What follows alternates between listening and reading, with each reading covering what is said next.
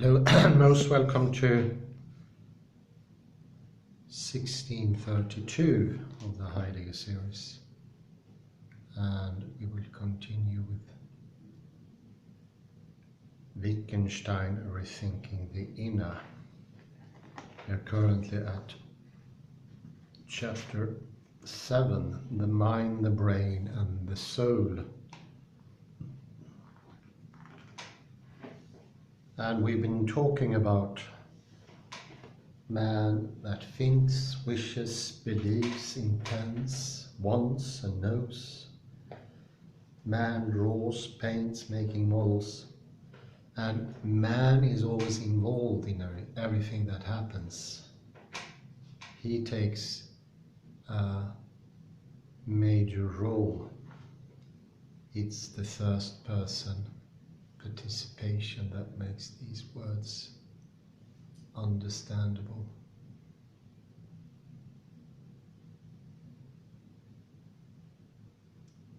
I would say without them, understanding would be scarce, if any.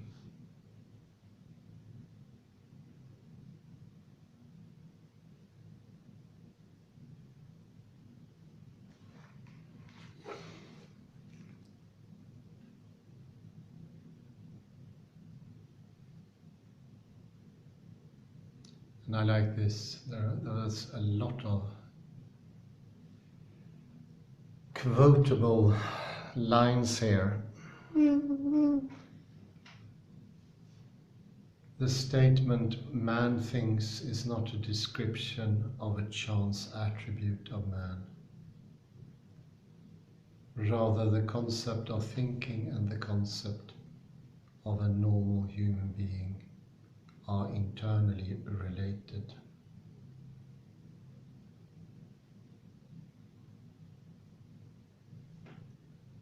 And there are two things that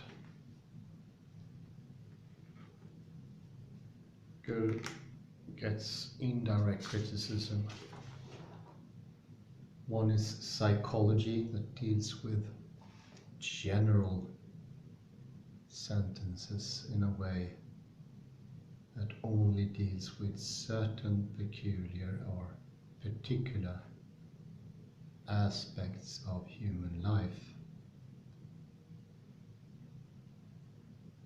But the words, as he points out here, thinking, fearing, do not refer to those phenomena. The phenomena are what can be observed. And I think that is very important to outtake of this last part. It is what can be observed.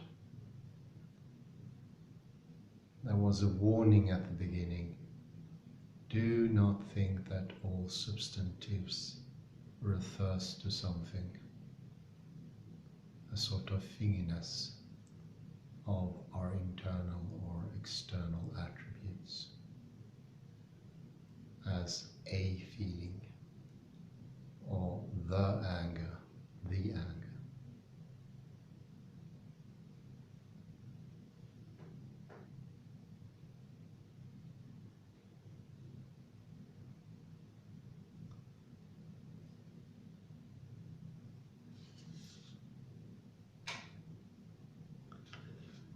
And it's also a comparison to seeing here with consciousness. You cannot teach seeing other as a practical thing. You cannot describe it accurately. You can only talk about what you see.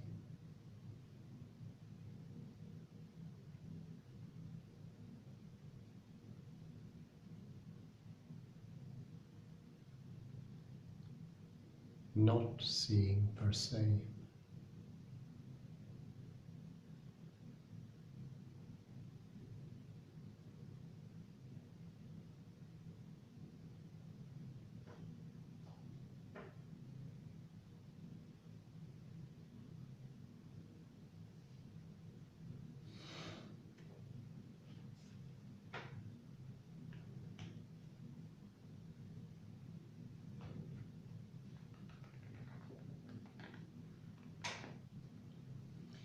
It's another quote here.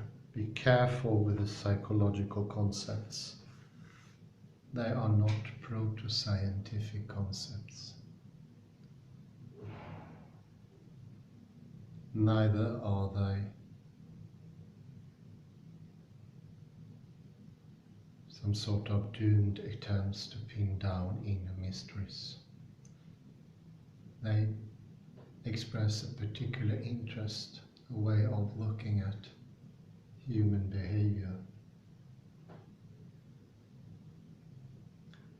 an approach captured in the idea of the inner, which treats that behavior as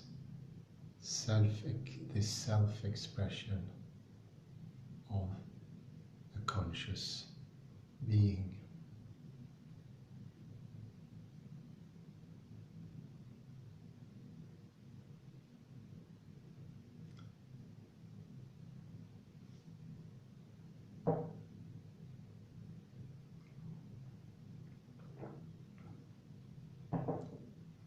There is a quote from Remarks on the Philosophy of Psychology, Volume 2.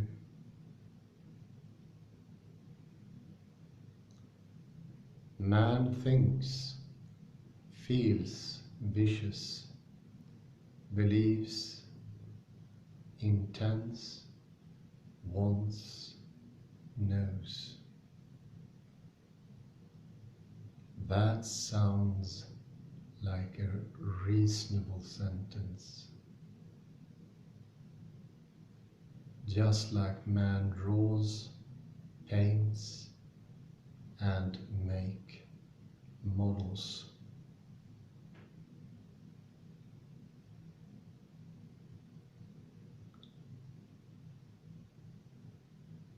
Or man is acquainted with string instruments, wind instruments. The first sentence is an enumeration of all those things man does with his mind.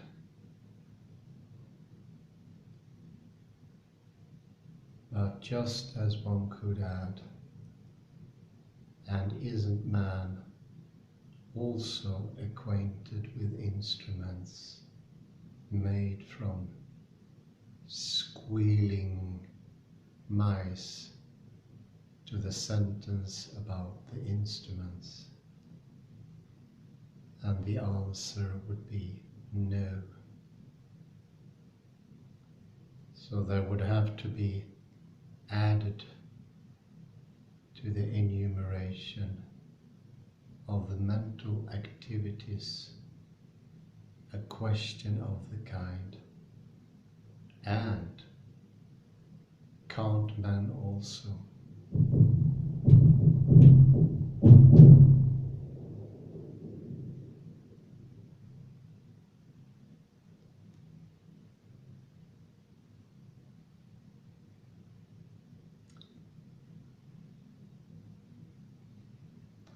Our psychological concepts are concepts we use in our interaction with each other, and they are not definable independently of that.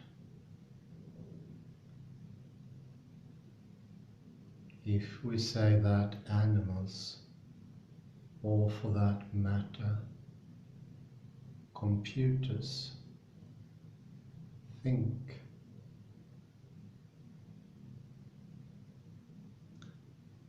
we point to a similarity between their action and our own, rather than describe a phenomenon which has various types of manifestation.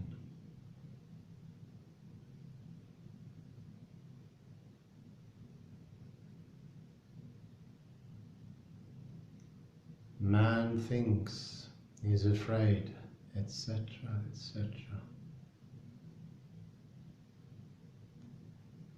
That is the reply one might give to someone who asked what chapters a book on psychology might contain.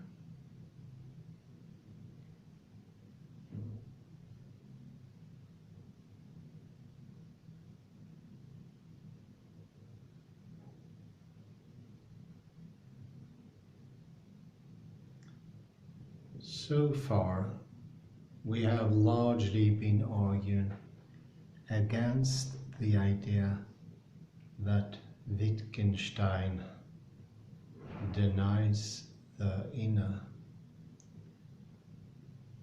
However, the other objection takes the opposite tack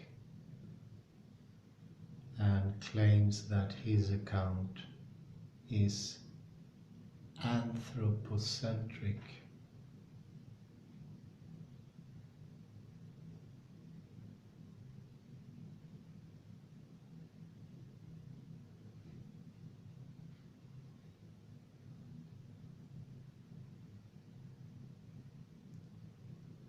Surely, one might argue the advance of science has enabled us to recognize that concepts such as the inner and the soul are unnecessary.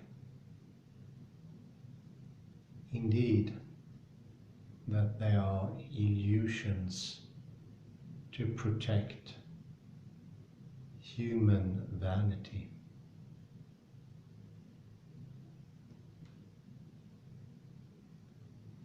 On this approach, consciousness is merely the subjective aspect of brain activity.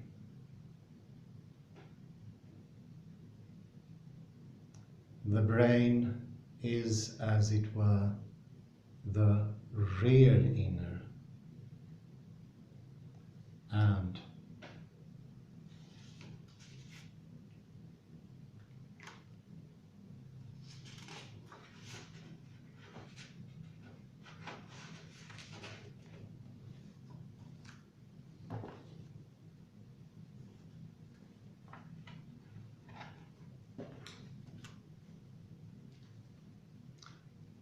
of which science will eventually be able to offer a complete explanation in casual terms.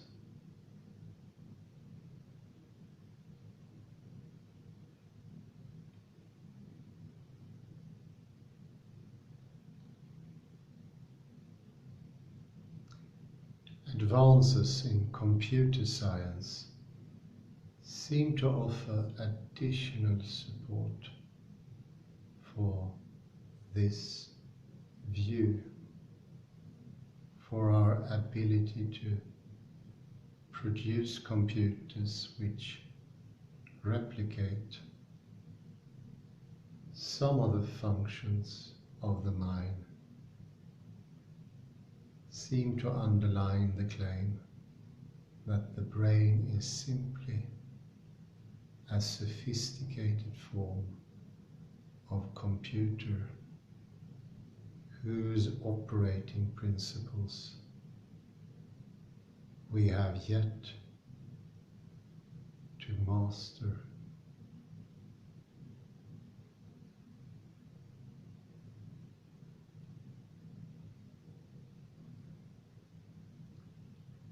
Taken together, developments in neurology, physiology, computer science, etc., may seem to make this approach unassailable. Indeed, its influence is so pervasive that the identification of the brain and the mind has entered into common parlance.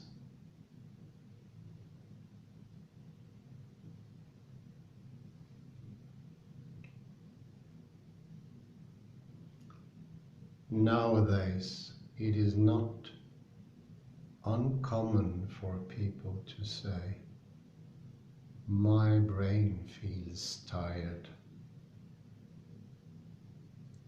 or "My brain is not working properly today," or even "My brain accidentally added two numbers together instead of multiplying them."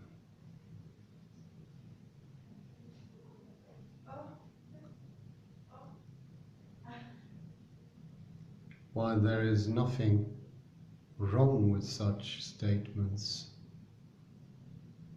Wittgenstein himself used them on occasion.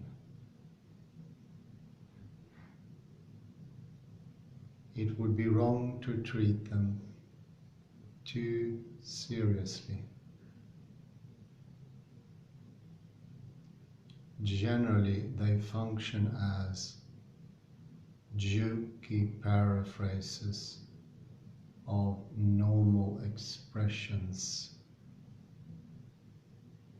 and we would certainly be worried about the mental health of anyone who seriously attributed thoughts, feelings, and intentions to her brain rather than to herself.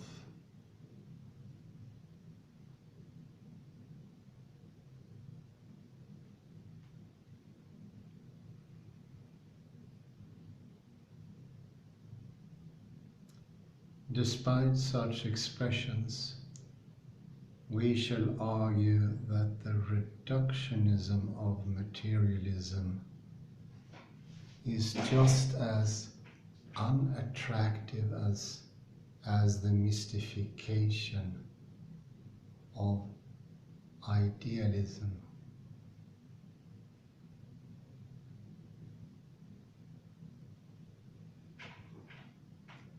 Before directly considering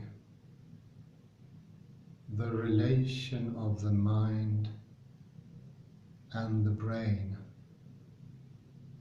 it is worth underlining the difference in category between psychological concepts and those used in science.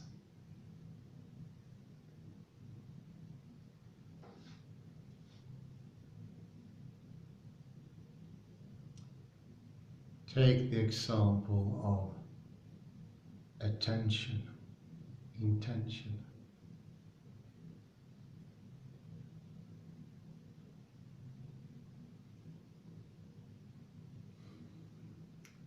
As we have seen, the key point about intention is the agent's role in expressing it.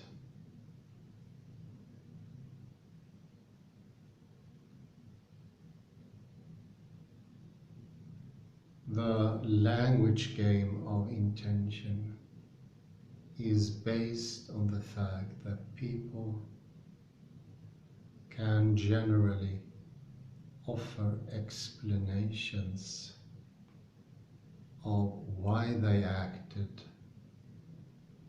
and say what they are about to do before doing it.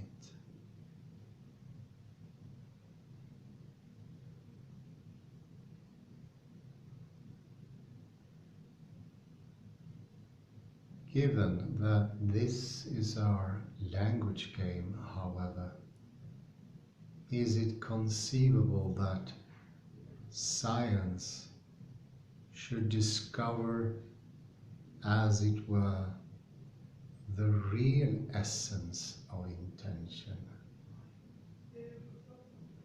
of which the individual's statements offer a subjective account?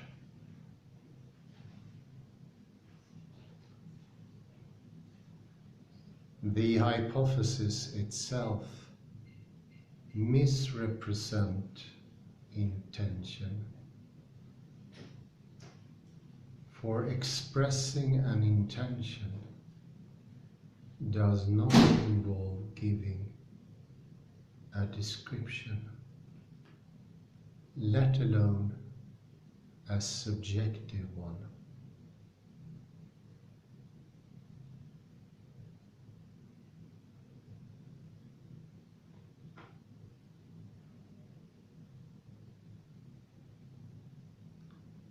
Leaving that to one side, however, it is also important to recognize that nothing a scientist might discover could play the role intentions currently play in our lives.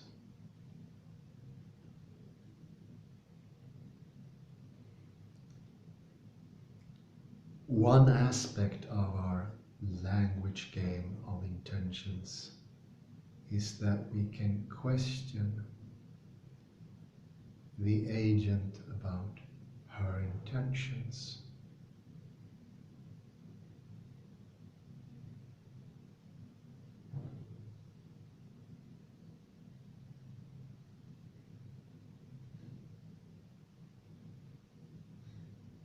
So that if she says, "I intend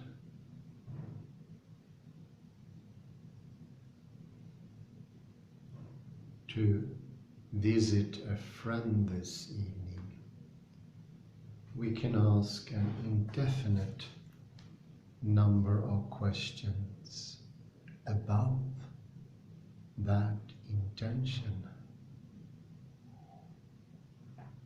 Why do you want to see her? How much do you like her? Would you still go if there was a good film on TV?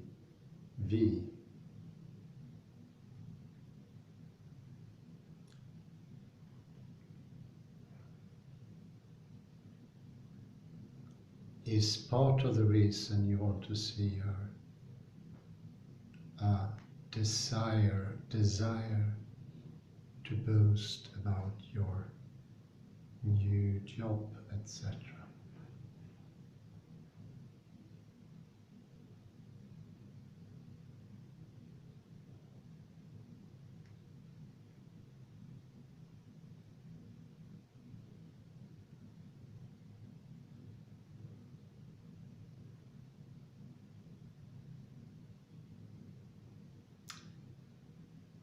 The answers to these questions clarify the individual's intention, and in that sense show more exactly what her intention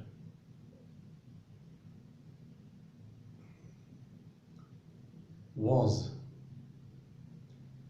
However, it is hard to imagine how any brain state could capture or correspond to this.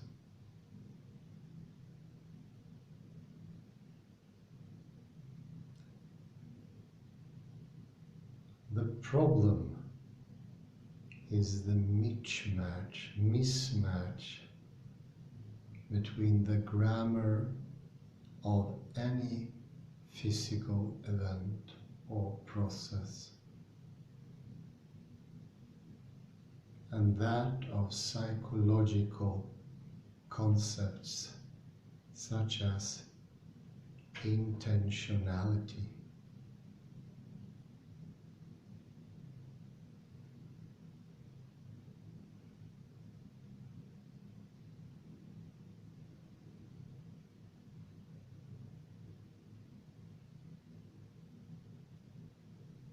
If a scientist discovered a connection between brain activity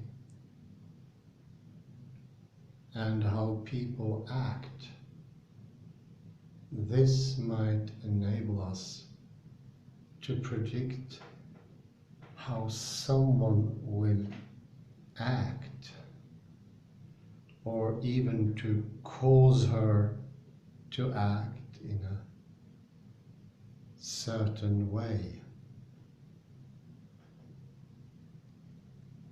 But it would neither introduce an alternative to our language game of intentions, nor give it an insight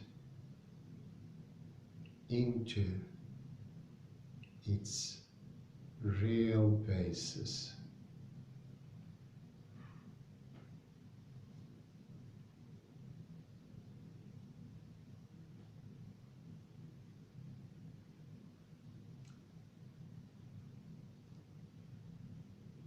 Although it is conceivable that the study of brain activity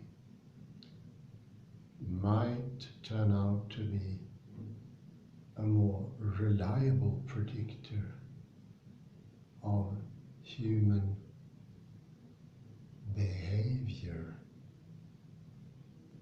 the sort of understanding of human action it gave would not be the same as that involved in the language game of intentions.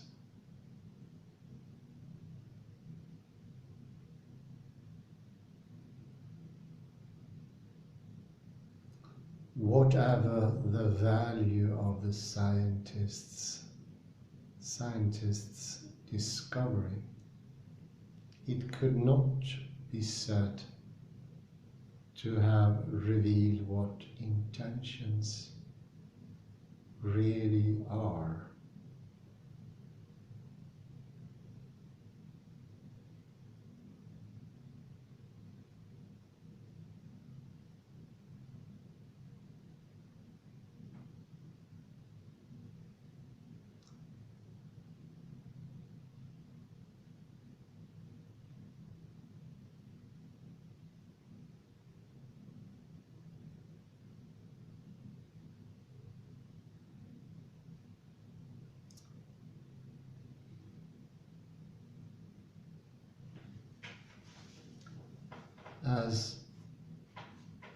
As this example suggests, our psychological concepts, including the concept of inner self, are not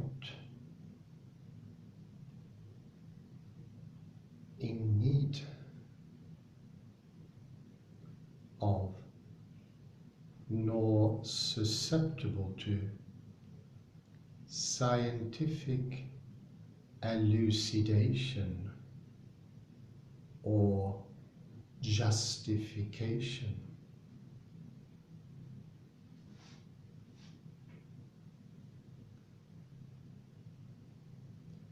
This is not to rule out the possibility of scientists making interesting discoveries in this area.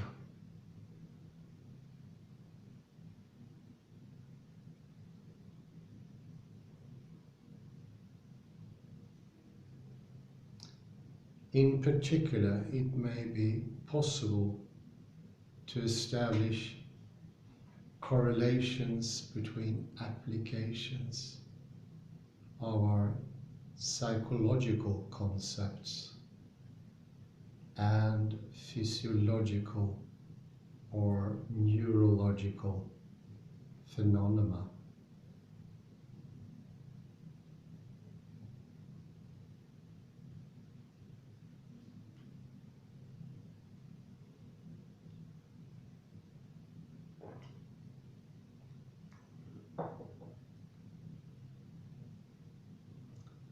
For example, it is conceivable that good memory is associated with the presence of larger than usual quantities of a particular chemical in the brain, and that destruction of a certain part of the brain causes loss of memory. However, the larger and more controversial scientific claim comes with the idea that all aspects of the mind must be ultimately reducible to, that is, causally explicable in terms of events occurring in the brain.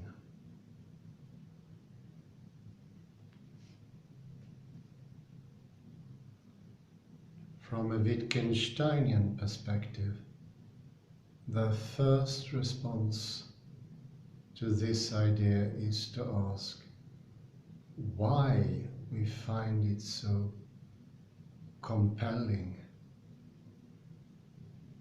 Why, before we have even started to look at the evidence, are we so convinced that this huge generalization must be true?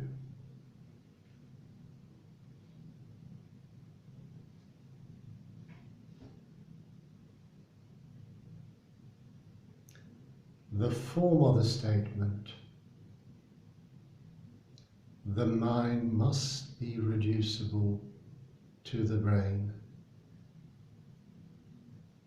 already suggests that it is not an empirical claim, but embodies a commitment to a certain approach and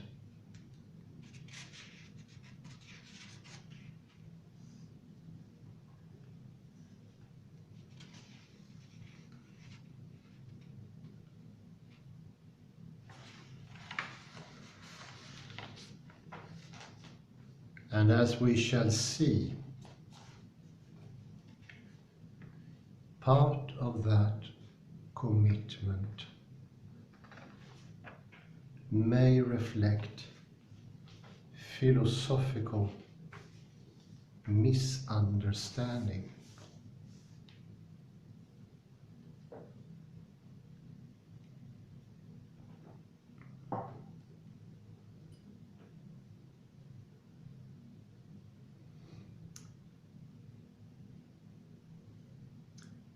Let us begin, however, by considering the example of thinking.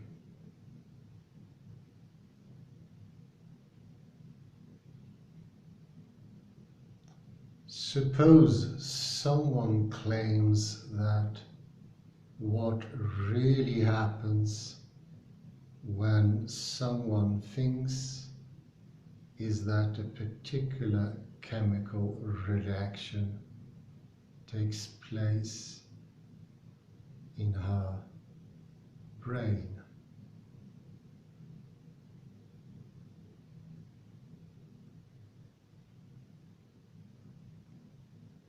This, on unsophisticated approach directly equates thinking and a reaction in the brain.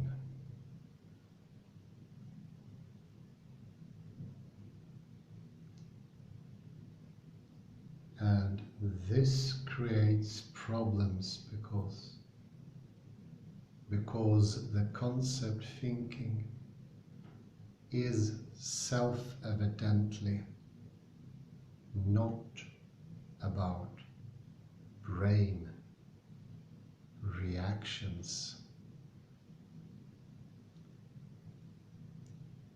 When we say she thought, we do not mean such and such a reaction took place in her brain.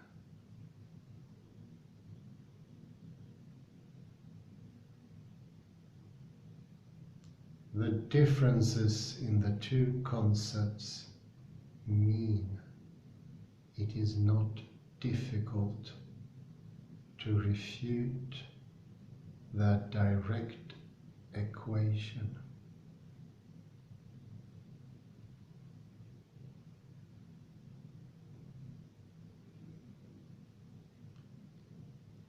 Since they are defined in quite different ways, it is in principle possible that someone should think something and there be no reaction, or that reaction should take place and the individual be unable to express a thought.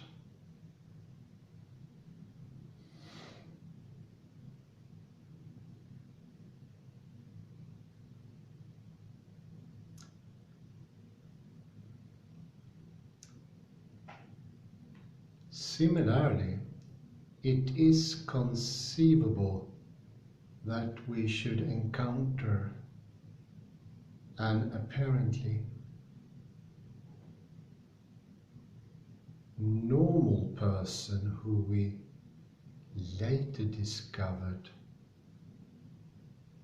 has no brain.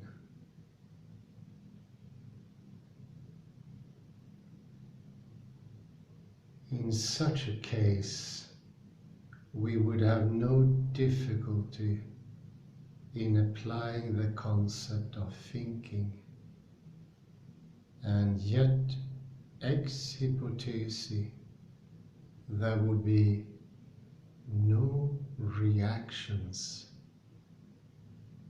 taking place in her brain.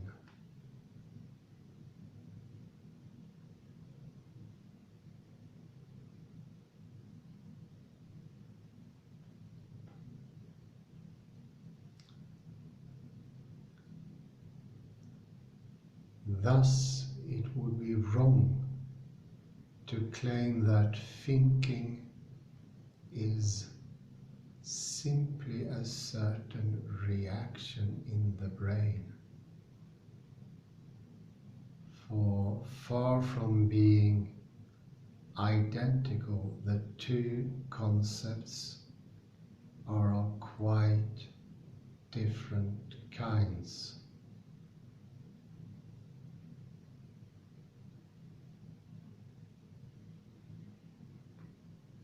For the same reason, the mind cannot be straightforwardly equated with the brain.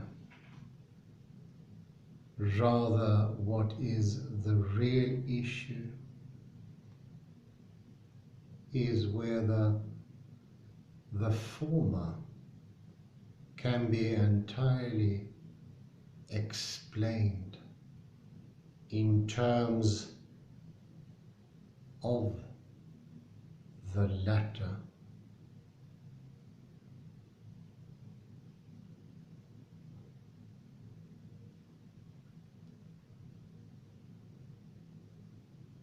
Once again, the first point to be considered is why we should think that the mind has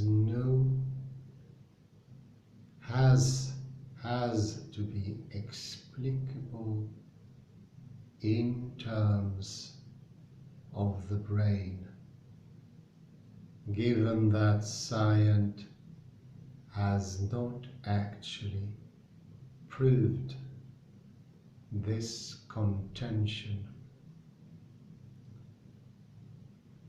Why do we nonetheless still assume that it must be the case?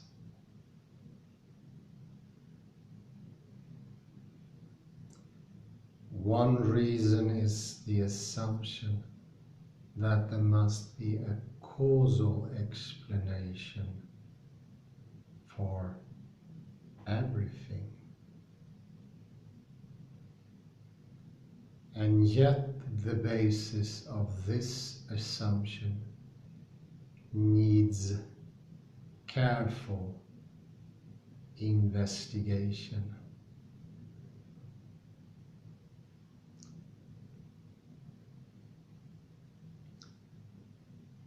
For it is by no means clear that the demand for explanation is always appropriate.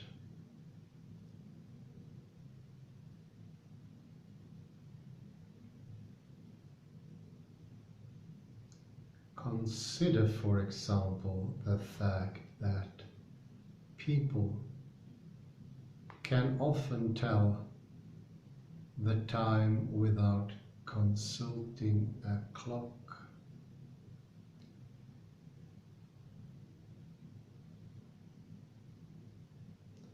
How, one might ask, do we do this? One possible explanation would be that we subconsciously note the position of the sun in the sky and deduce the time from that. However, such an explanation would be widely implausible, for it is clear that sometimes accurately estimate the time when there are no indications of this kind accessible to us.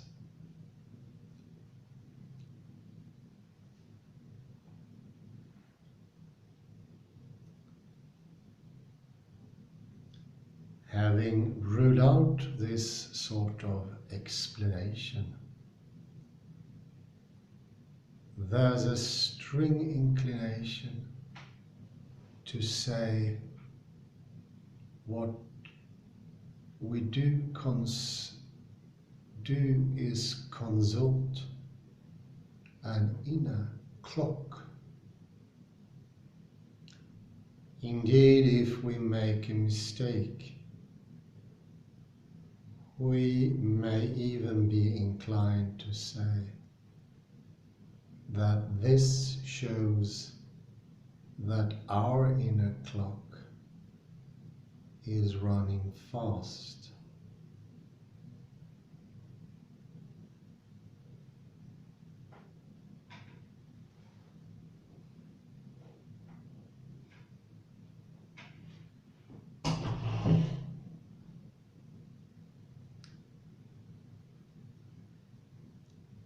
Here, then, we reach an explanation, and we may suspect that science will later flesh out its details, delving, as it were, into the inner clock's inner mechanisms.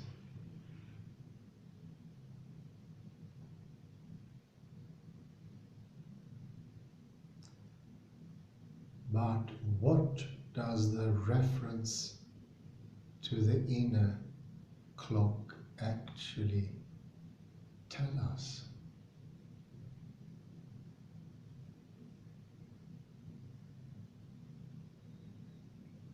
The inner clock is supposed to explain our ability to guess the time correctly, and yet the only reason for postulating the clock is that ability itself.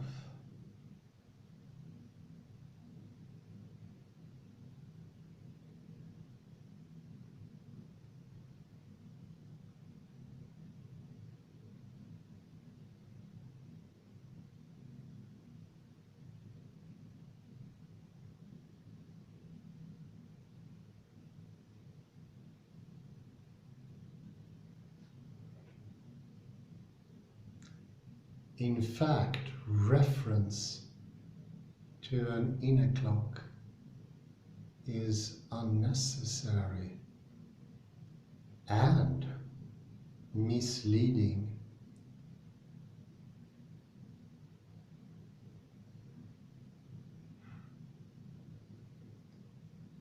For guessing the time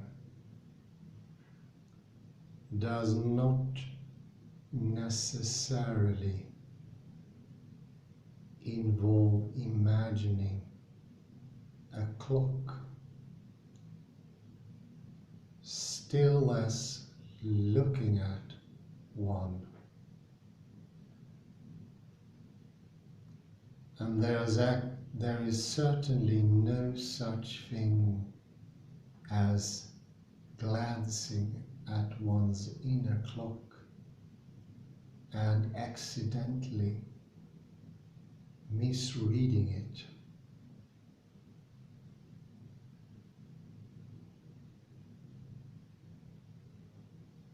So what does happen when we accurately guess the time?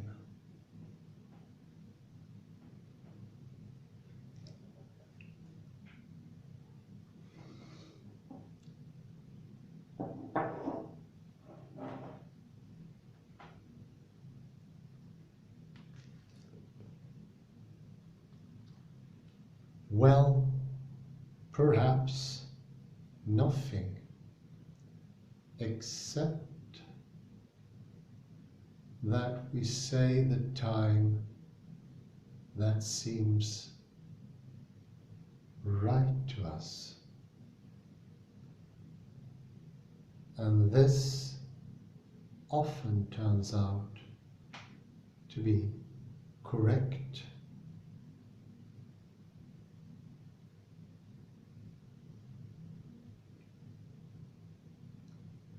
Here, the source of confusion is the desire to explain.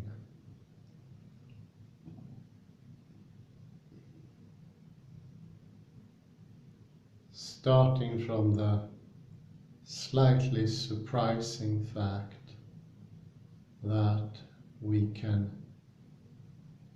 often more or less accurately guess what the time is,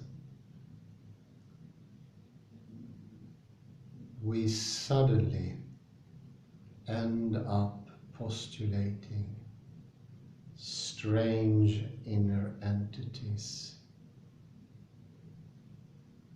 the details of which we misguidedly believe science will later clear up.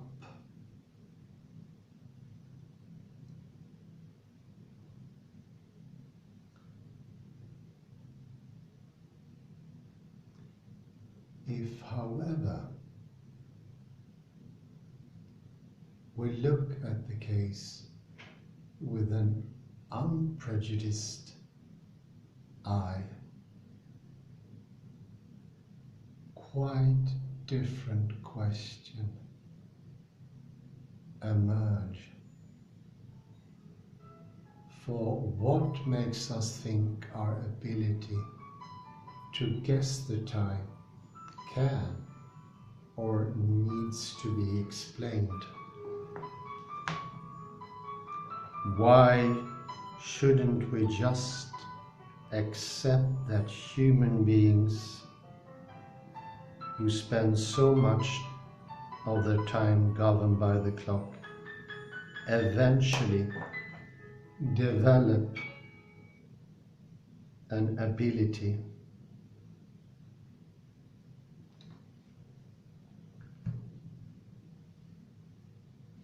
to estimate its course unaided? And I think that is a fantastic point. Well done, Paul Johnston. It is just beyond belief. Much appreciated your book. Sad only that you didn't write more about this. But this is grand what we have. Thank you very much, Paul Johnston, and thank you for listening.